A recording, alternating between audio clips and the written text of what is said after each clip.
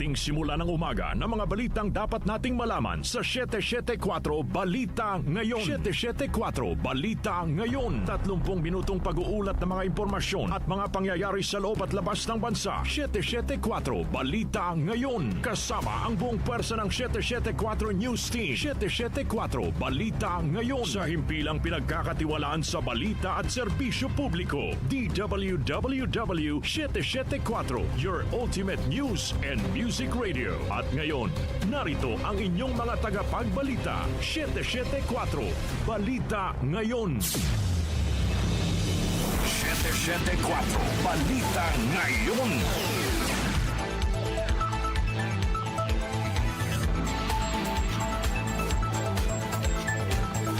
Magandang umaga, Luzon, Visayas at Mindanao. Ngayon po ay araw ng Biyernes, March 20, 2026. Narito na ang 774 Balita Ngayon. 774 Balita Ngayon. At sa ating pong mga headlines, 50% discount sa pamasahe sa MRT3 at LRT2 para sa lahat ng pasahero ipatutupad simula sa March 23. Higit 300 Pinoy mula Middle East ligtas nang nakauwi sa bansa. Pangulong Ferdinand Marcos Jr. target pababain ang presyo ng pagkain sa gitna ng tensyon sa Middle East. DA tiniyak na sapat ang supply na agricultural products sa bansa sa kabila ng pagtaas ng presyo ng mga produktong petrolyo at sigalot sa Middle East. Dating DPWH District Engineer Henry Alcantara at contractor na si Sally Santos tinanggal na bilang respondent sa mga kaso na may kaugnayan sa anomalya sa flood control project sa Bulacan. Dating DENR Secretary Maria Antonia Yulo Loizaga balik gobyerno matapos italaga ni Pangulong Ferdinand Marcos Jr. sa bagong posisyon. Metro News, 31 million pesos na halaga ng pekeng data storage devices na samsam sa Maynila. Science and Technology News, Archaeological Survey inilunsad sa Northern Samar. Lifestyle News, lokal na pamalaan ng Maynila inanunsyo ang pagdiriwang ng Binondo Day at Kalye Escolta. Music Trivia, ngayong petsa pumanaw ang American singer-songwriter na nagpasikat na mga awiting lady at through the years. Sino siya? Alamin. Balitang kakaiba, isang pusa sa Florida nabarahan ng bituka matapos makalunok ng mahigit 20 pantali sa buhok. Ang ating po oras, 6:38 ng umaga. Ako po ang inyong tagapagbalita, Darlene Olanyo. Narito naman po ang detalye ng mga balita. 774 Balita Ngayon. Magbibigay ng 50% discount ng Department of Transportation o DOTR sa pamasahe sa MRT3 at LRT2 simula sa Lunes, March 23. Ito ay bilang tugon sa utos ni Pangulong Ferdinand Marcos Jr. na pag-aani ng araw-araw na biyahe ng mga commuter sa gitna ng patuloy na pagtaas ng presyo ng mga produktong petrolyo. Ayon kay DOTR Secretary Giovanni Lopez, malaki ang may tutulong ng diskwento sa pamasahe sa tren para makatipid ang mga commuter. Para sa mga regular na pasahero, magagamit ang Blue Beep Cards para sa automatic na 50% discount, habang ang mga wala namang Beep Cards ay maaaring bumili ng single journey tickets na naka 50% discount din. Bukod dito, epektibo pa rin ang 50% discount para sa White Beep Cards sa mga senior citizens, persons with disabilities o PWD at mga estudyante. Kasalukuyan namang nakikipag-usap ang DOTR sa LRT1 management kaugnay ng pag-ibigay ng parehong discounted na pamasahe sa kanilang train line. Ang LRT1 ay pinatatakbo ng pribadong kumpanyang Light Rail Manila Corporation. 774 Balita Ngayon. Ligtas nang nakauwi sa bansa ang 317 na Pilipinong sakay na ikatlong chartered flight ng pamalaan mula Dubai, United Arab Emirates. Ayon kay Migrant Workers Secretary Hans Leo Kakdak, kabilang sa mga dumating ang 153 OFW, 114 na dependents at 50 na stranded Filipino passengers. Tiniyak ng pamalaan na naging maayos ang koordinasyon ng mga ahensya para matiyak ang ligtas at maayos na repatriation ng mga Pilipino sa gitna ng tensyon sa Middle East. Safety talaga, security ang number one consideration. So timing is everything, logistical operations are everything, coordination with the host country, it would mean everything. And in this case, all are true. So yun, we just had to hurdle those factors. And then of course, yung mismong eroplano na we made sure na may sufficient volume. In other words, hindi lang yung maliit na flight o kakaunti lamang. We are also going for volume because as you said, as been pointed out, maraming Pilipino sa Middle East, di ba? So, kakaiba pagka Pilipino ang lumipad o gumalaw kailangan talaga in numbers na kinakailangan maka-accommodate ng as many as possible. Sa pagdating sa bansa ng mga repatriates, tumanggap sila ng agarang tulong mula sa iba't ibang ahensya ng gobyerno, kabilang ang financial at welfare assistance, medical support at psychosocial services. Hindi naman nakadalo si Pangulong Ferdinand Marcos Jr. sa pagsalubong sa mga repatriates. Paliwanag ng palasyo, sunod-sunod ang naging pulong ng Pangulo kasunod ng kanyang mga aktibidad sa loob at labas ng Metro Manila. Samantala, 20,000 housing units sa ilalim na expanded 4PH program ni Pangulong Ferdinand Marcos Jr. ipinakita sa Central Housing Fair. Gina Mape sa report.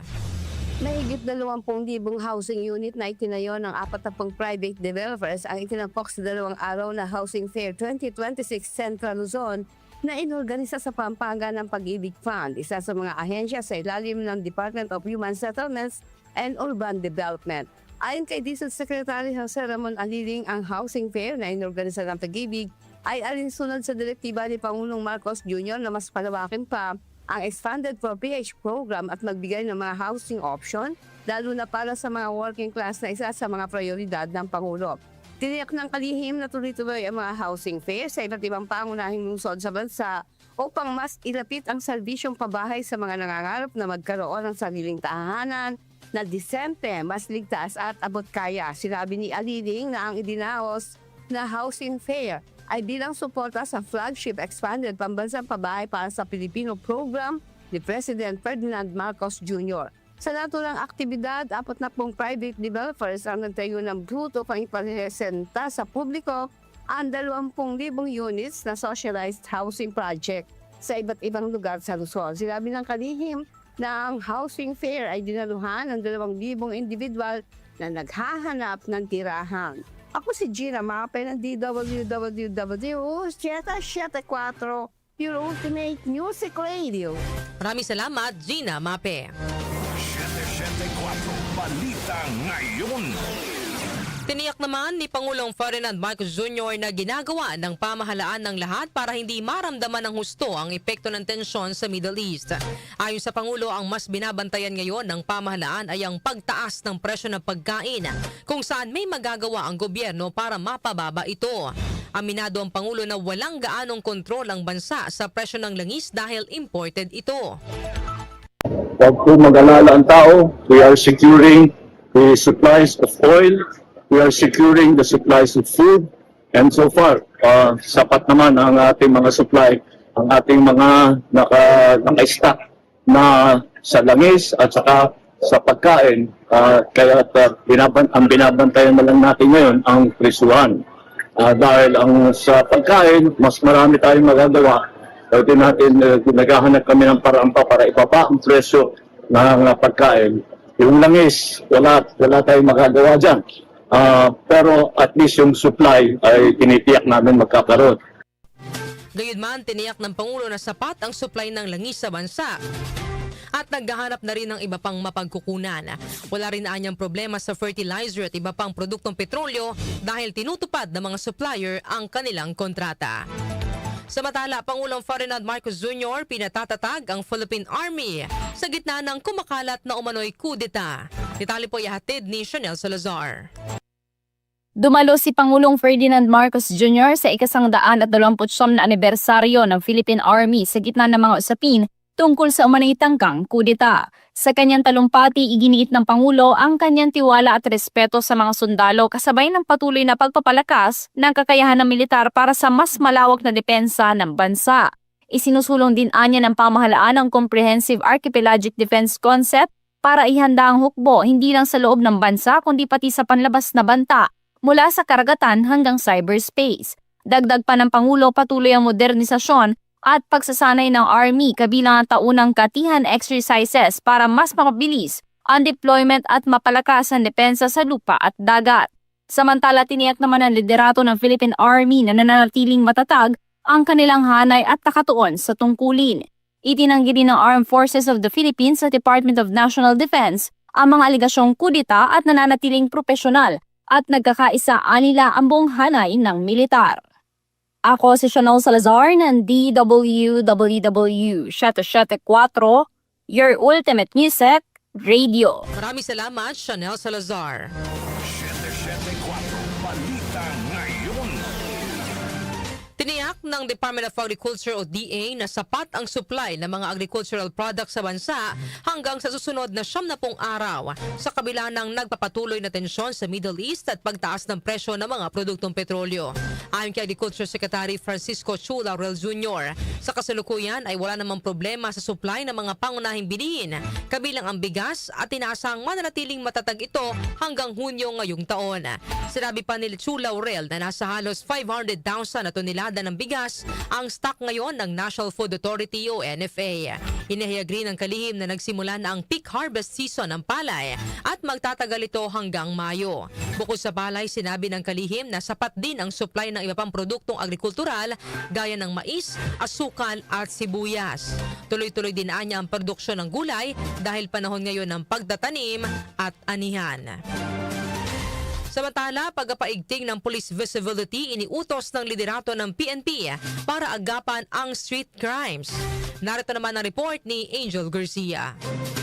Inalakas ng Philippine National Police ang police visibility sa mga lungsod, transport hubs at komersyal na lugar upang mapigilan ng street crimes at masiguro ang kaligtasan ng publiko. Ayon kay PNP Chief Police General Jose Melencio Nartates Jr., nagbigay na siya ng direktiba sa lahat ng unit ng pulisya sa buong bansa na palakasin ang presensya sa komunidad kasunod ng kumalat ng mga insidente ng kidnapping sa Tagbilaran City, Bohol. Agad ding pinakilos ang Police Regional Office 7 at ang Bohol Police Provincial Office para imbestigahan ang nasabing insidente matapos mag-viral ang video na nagdulot ng pangamba sa mga residente. Batay sa ulat, naganap ito noong March 11 sa labas sa isang pampublikong pamilihan sa Barangay Dao, Tagbilaran City kung saan isang lalaki ang sapilitan umanong isinakay sa isang van. Gayunpaman, nilinaw ng pulisya na wala pang nagre-report ng nawawalang tao kaugnay nito. Ani Nartates, bagamat patuloy na bumababa ang crime rate sa bansa,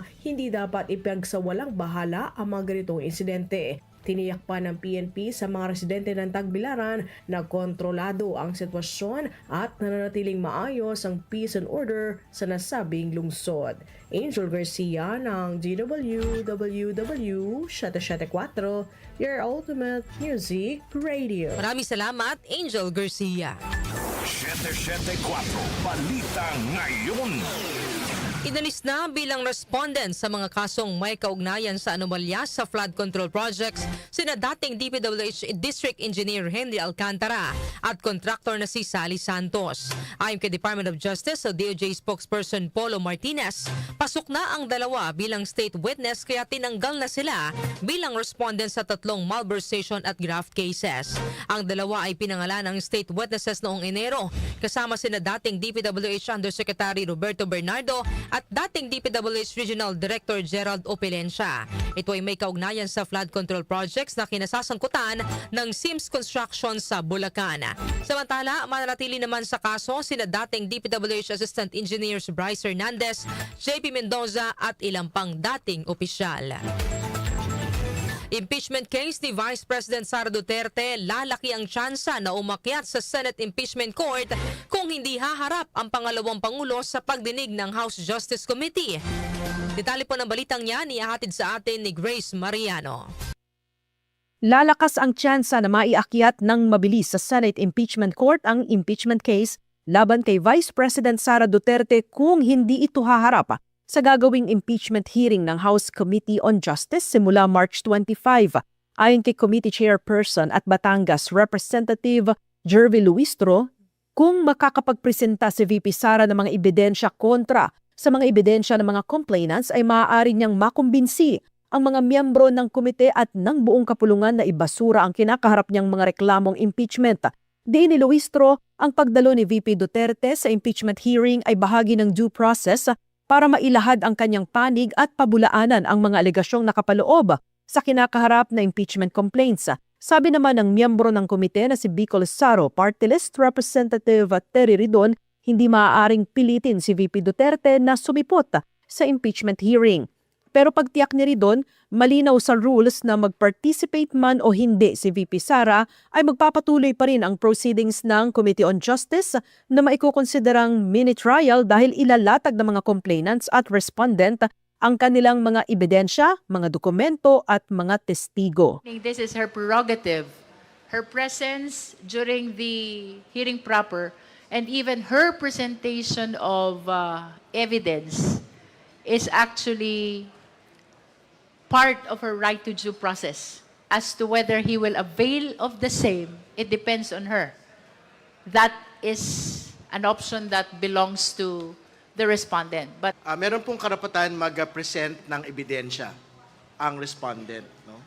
So, the Vice President in each and every ground will be allowed to present her evidence against the evidence that will be presented by the complainants. No? So, ibang bagay pa ho if she will not opt to provide this particular option, will not use this particular option for her to present her evidence. No? So, kung hindi niya gamitin yun, tuloy pa rin ho yung pong proceedings. Yan po sina Representatives Jervy Luistro at Terry Ridon. Ito si Grace Mariano para sa DWWW 774, your ultimate music radio. Maraming salamat, Grace Mariano. 774 Balita Ngayon.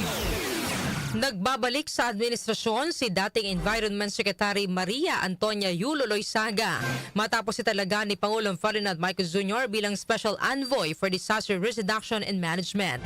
Nanumpa na kay Pangulong Marcos si Yulo Loyzaga para sa kanyang bagong tungkulin. Ayon sa Pangulo, mahalaga ang papel ni Yulo Loyzaga sa pagpapalakas ng kahandaan ng bansa sa kalamidad at epekto ng climate change. Kumpiyansa ang Pangulo na magagamit ni Yulo Loyzaga ang kanyang karanasan para maprotektahan ang mga komunidad at papaayos ang disaster response ng gobyerno. Si Yulo Loyzaga ay naging kalihim ng DENR mula 2022 hanggang 2025. May malawak din itong karanasan sa disaster resilience, kabilang ang trabaho sa United Nations at National Resilience Council.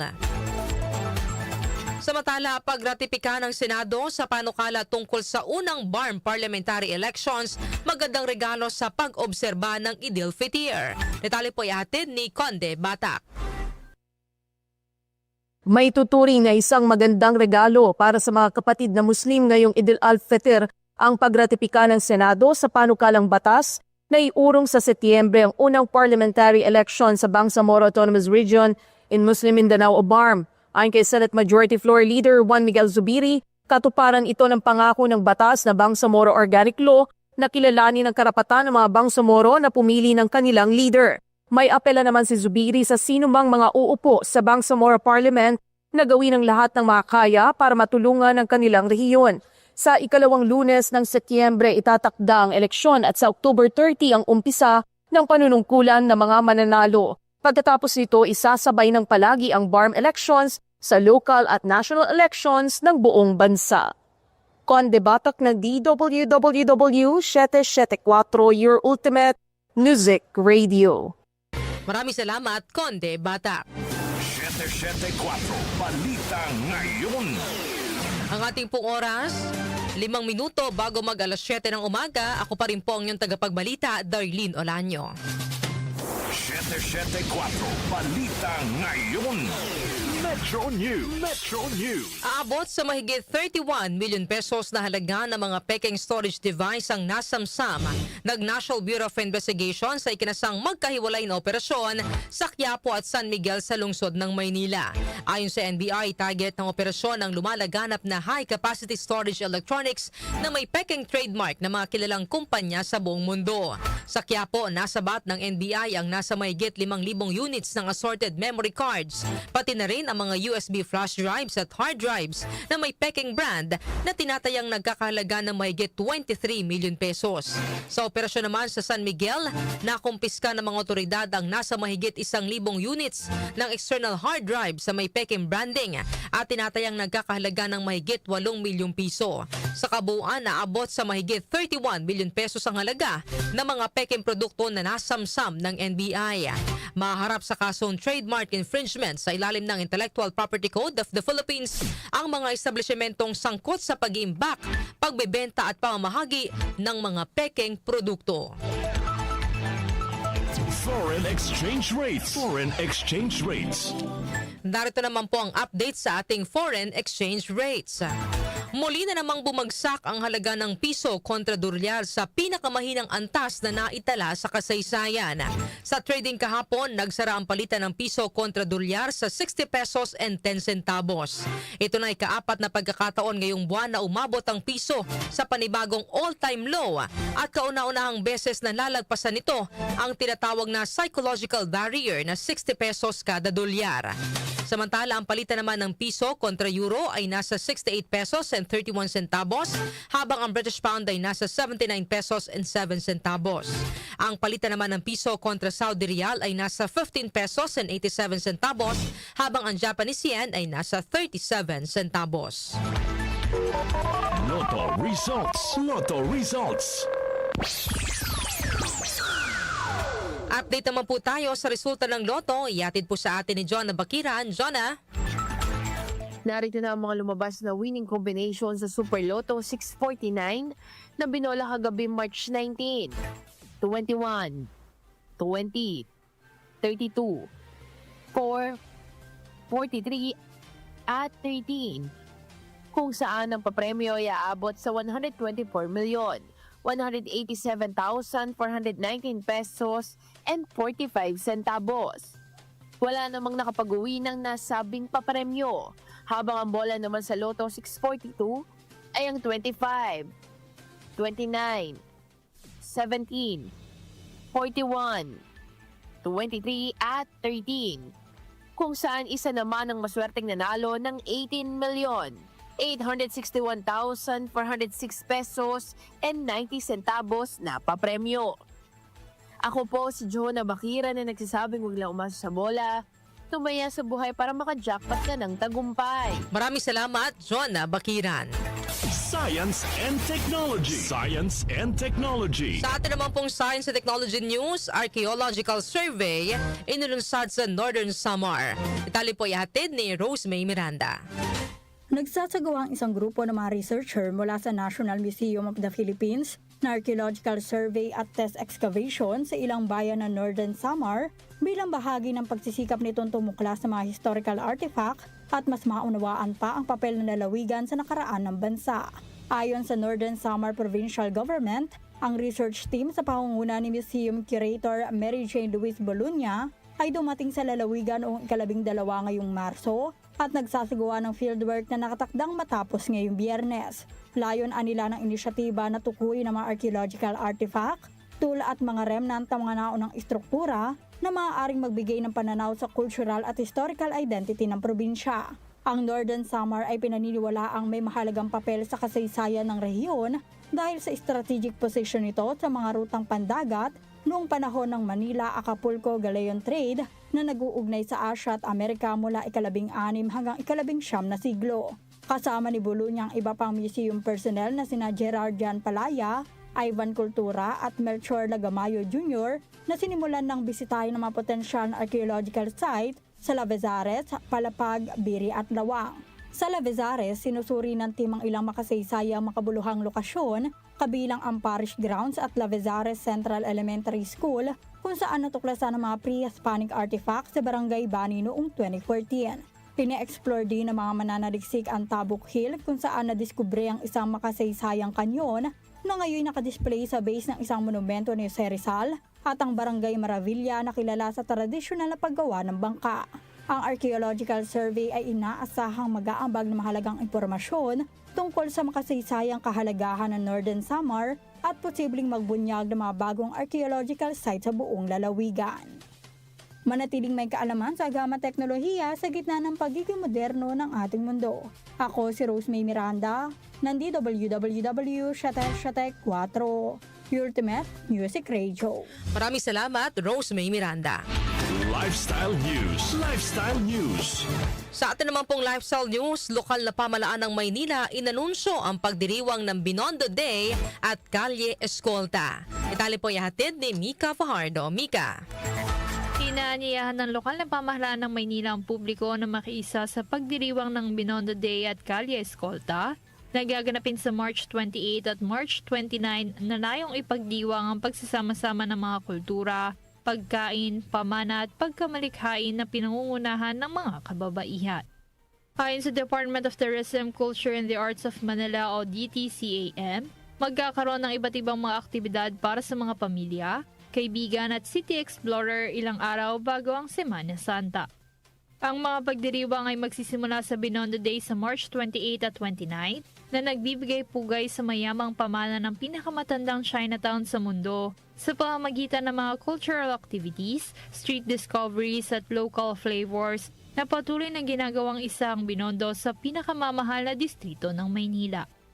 Habang magsisimula naman ang selebrasyon sa Kalye Escolta Women's Month Arts Market sa March 29, kung saan magiging isang pedestrian marketplace ang Escolta Street na nagtatampok sa women-led creativity, independent brands at lumalaking malikhaing komunidad ng Maynila. Libre ang admission at bukas sa publiko ang parehong selebrasyon. Ako po si Mika Fajardo ng DWWW Shatek 4, your ultimate music radio. Maraming salamat, Mika Fajardo. Music Trivia. Music Trivia. At sa atin naman pong music trivia, ngayong petsa pumanaw ang American singer-songwriter na nagpasikat ng mga awaiting lady at through the years. Sino po siya? Alamin natin sa music trivia ni Kenny Gacosta. Blessed Friday morning, narito na ang hatid ko sa inyong music trivia. Ngayong petsa na ito, March 20 taong 2020, pumanaw sa edad na 81 ang American singer-songwriter na si Kenny Rogers. Isinilang si Kenny Rogers o Kenneth Ray Rogers sa tunay na buhay sa Houston, Texas noong August 21, 1938. Noong late 1950s na magsimula ang karera ni Rogers sa musika, kung saan naging parte siya ng ilang grupo gaya ng Houston-based group na Scholars at ng folk ensemble na New Christy Minstrels. Taong 1975 nang simulan niya ang kanyang solo career at noong 1980 nang makuha niya ang kanyang kauna-unahang Grammy Award sa pamamagitan ng kanyang kanta na The Gambler. Si Kenny Rogers ay isang Grammy Award winner na naluklok sa Country Music Hall of Fame noong 2013. Nasa higit 120 milyon ang sales ng kanyang mga album sa buong mundo, kung saan meron siyang isang album na umabot sa Diamond Records, 20 platinum at 11 gold record award. Si Rogers ay kinilala ng RIAA o Recording Industry Association of America bilang isa sa mga best-selling male artists of all time. Ilan sa mga sumikat na awitin ni Kenny Rogers ay ang Lady, Through the Years, Lucille, duet song na We've Got Tonight kasama si Sheena Easton, Island in the Stream kasama naman si Dolly Parton at marami pang iba na mapapakinggan ninyo dito sa inyong Ultimate News and Music Radio na DWWW Shatek 4. At yan, hatid ko sa inyong music trivia. Ako po si Kenny Gacosta. Maraming salamat, Kenny Gacosta. Balitang kakaiba. At para naman po sa ating balitang kakaiba, ibinahagi ng isang animal rescue sa Florida na isang 6 na taong gulang na pusa ang sumailalim sa operasyon dahil sa intestinal blockage, kung saan natuklasan ng mga veterinaryo na umabot sa 26 na hair tie ang nasa loob ng tiyan nito. Ayon po sa Halo No-Kill Rescue Shelter sa Sebastian, Florida, nagpasya silang kunin at alagaan ang isang pusa na napag-alaman nilang nakatakda na sanang sa isa ilalim sa euthanasia dahil sa kondisyon nito. Ang pusa na pinangalan ng Midnight ay agad na isinailalim sa operasyon. Laking gulat ng mga veterinaryo nang matuklasan na ang sanhi ng pagbabara sa bituka nito ay ang 26 na hair tie na nalunok nito o yung mga pantali po sa buhok, mga kanyusik, no? Pinalalahanan naman ng rescue shelter ang mga fur parent ukol sa posibleng panganib na dala sa mga alagang hayop ng mga maliliit na bagay gaya ng pantali sa buhok. Sa kanilang post nakasaad na ang mga hair tie, rubber band, tali at iba pang maliliit na bagay ay maaaring magdulot ng panganib sa kanilang buhay kapag ito ay napunta sa kanilang tiyan. Sa ngayon, ayon sa rescue shelter, nagpapagaling na si Midnight matapos ang operasyon at unti-unti nang bumabalik ang kanyang gana sa pagkain. No? So paalala ito mga kanyusik, no, sa mga may alagang pusa, may alagang aso, no, yung mga ganitong bagay, mga maliliit na bagay, nagdadala din pala ng peligro sa kanilang buhay. So kung palaging nawawala ang inyong mga panali sa buhok nang hindi nyo alam, no, kung saan na pupunta, baka mamaya ginangat-ngat na pala yan or kinakain na pala ng inyong mga alaagang pusa o kaya ng alagang aso, mga kanyusik, no. So maging maingat yung mga bagay po na po pwedeng mapaglaruan ng mga alaga po nating hayop, mga aso at pusa, ilagay po natin sa mga maayos po na lagayan. So yan mga kanyusik, ang ating pong balitang kakaiba ngayong araw po ng Biyernes.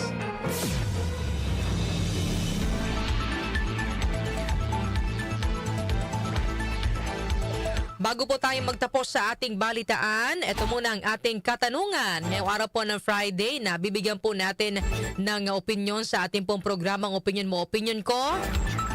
Ano po ang gusto ninyong iprioridad ng pamahalaan? Price control o katiwalian?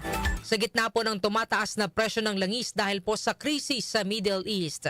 So ano mga kanyusik ang gusto ninyong tutukan po ngayon ng pamahalaan? Price control o yung pagresolba po sa katiwalian? Ayan, para po sa inyong mga opinyon, ang ating pong text line 0929-321-8738 at maaari din po ninyong ipadala ang inyong mga komento sa atin pong YouTube channel. Inyo pong narinig ang mga may init na balita ngayong araw po ng Biyernes, March 20, 2026. Ako po ang inyong tagapagbalita, Darlene Olanyo. Napasa inyo ang 774 Balita Ngayon.